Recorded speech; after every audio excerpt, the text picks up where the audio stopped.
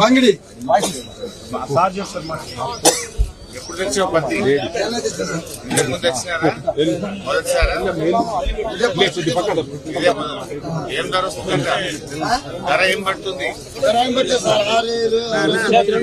6,600. మరి మద్దతు ధర ఎంత? 7,500 కదా.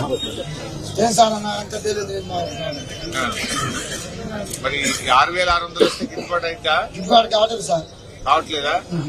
మరి బోనస్ ఇస్తామన్నారు కదా 500 పత్తికి.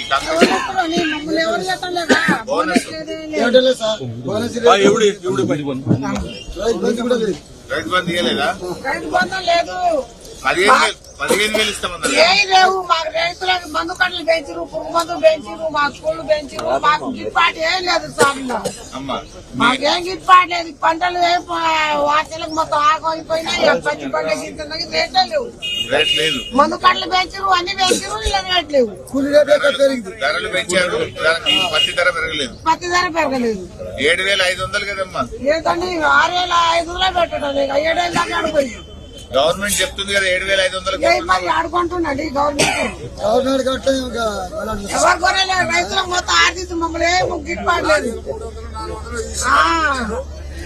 అన్ని పెంచులు మమ్మల్ని ఏం బాగలేదు. కేసీఆర్ గారు ఉన్నప్పుడే కొద్ది నయం ఉంది. ఇప్పుడు మాకు ఏం గిట్టుబాటు లేదు. అయితే లేదమ్మా. అప్పుడు ఏం పడ్డది కాటన్? అప్పుడు కానీ కొద్దిగా 8,000 దాకా పోయినాయి.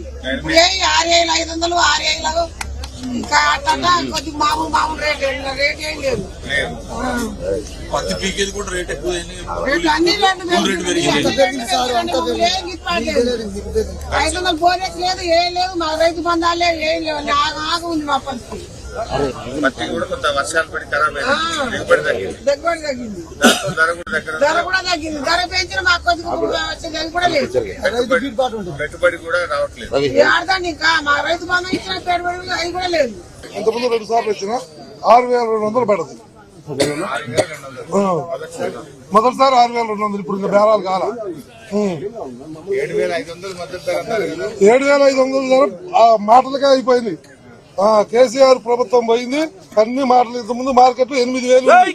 మీరు వచ్చా కూడా ఏమన్నారంటే నన్ను ఈడకు తీసుకొస్తున్నావు కదా నువ్వు.